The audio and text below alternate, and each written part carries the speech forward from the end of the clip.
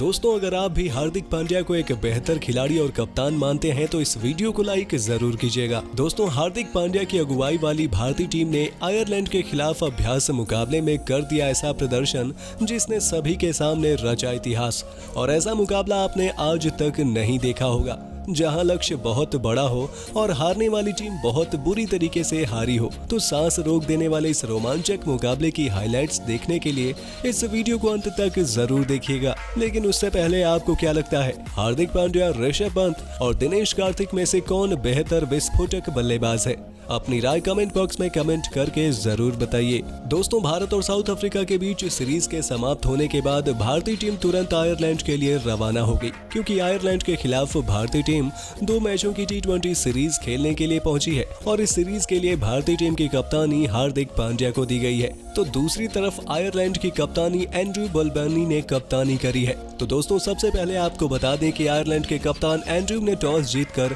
पहले गेंदबाजी करने का फैसला किया और भारतीय टीम पहले बल्लेबाजी करने के लिए आई। और भारतीय टीम की तरफ से पहले बल्लेबाजी करते हुए ईशान किशन और ऋतुराज गायकवाड़ ने ताबड़तोड़ बल्लेबाजी करके पावर प्ले में ही 80 रन बटोर लिए, जिसमें 5वें ओवर में दोनों बल्लेबाजों ने मिलकर 2-2 छक्के जड़कर 28 रन बटोरे। तो वहीं 8वें ओवर में ईशान किशन 48 रन बनाकर आउट हो गए और दूसरी तरफ बल्लेबाजी करने आए संजू सैमसन ने लगातार 2 गेंदों पर 2 छक्के जड़े और तीसरी गेंद पर अपना विकेट 8वें ओवर में ही दे दिया। और इसके बाद जब बल्लेबाजी करने राहुल त्रिपाठी आए तो राहुल त्रिपाठी ने ऋतुराज गायकवाड़ के साथ मिलकर साझेदारी बनाने की कोशिश करी, लेकिन दूसरी तरफ खड़े ऋतुराज गायकवाड़ 13वें ओवर में 38 रन बनाकर क्लीन बोल्ड पॉल स्टर्लिंग के द्वारा हो गए। जिसके बाद राहुल त्रिपाठी ने हार्दिक पांड्या के साथ पारी को संभाला और दोनों ने मिलकर ताबड़तोड़ बल्लेबाजी करनी प्रारंभ कर दी, जिसमें दोनों ही बल्लेबाजों के द्वारा ऐसा प्रदर्शन देखने को मिल रहा था जो कभी भी देखने को नहीं मिला था,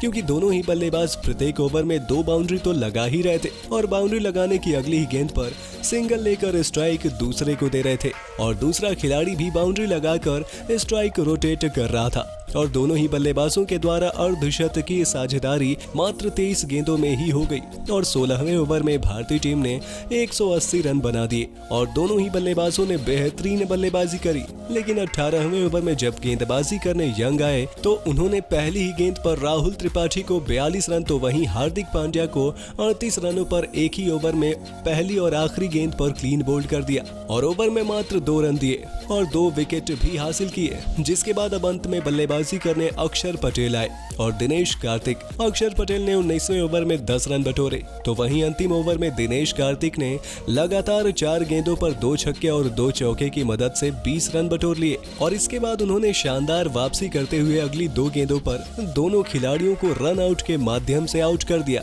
और भारतीय टीम ने 20 ओवर में 221 रन 7 विकेट के नुकसान पर बना दिए। जिसके बाद गेंदबाजी करने के लिए भारतीय टीम उतरी तो वहीं पहले ही ओवर में भुवनेश्वर कुमार ने उनको ओपनिंग बल्लेबाज हरी ट्रैक्टर को पहली गेंद पर क्लीन बोल्ड कर दिया। जिसके बाद बल्लेबाजी करने कप्तान एंड्रयू आए तो वहीं दूसरे ओवर में उमरान मलिक को गेंदबाजी पर बुलाकर कप्तान एंड्रयू को उनकी तेज गति से बिना खाता खोले पवेलियन का रास्ता दिखा दिया। इसके बाद स्टीफन और टकर ने पारी को संभाल के रखा, लेकिन पावर प्ले के अंतिम ओवर में हर्षल पटेल ने स्टीफन को भी 11 रनों पर आउट कर दिया। वहीं अगले ओवर में पावर प्ले के बाद अगली ही गेंद पर युजवेंद्र चहल ने टकर को भी 7 रनों पर आउट कर दिया और उसके बाद बल्लेबाजी करने के लिए गैरेथ आए और स्टर्लिंग आए, लेकिन 8वें ओवर में उमरान मलिक ने गैरेथ को भी आउट कर दिया और इसके बाद तो लगातार विकेट पर विकेट गिरते चले गए और 15वें ओवर में 51 रन पर 9 विकेट गिर गए और अंतिम विकेट के लिए पॉल स्टर्लिंग और यंग बल्लेबाजी कर रहे थे और गेंदबाजी करने हार्दिक पांड्या आए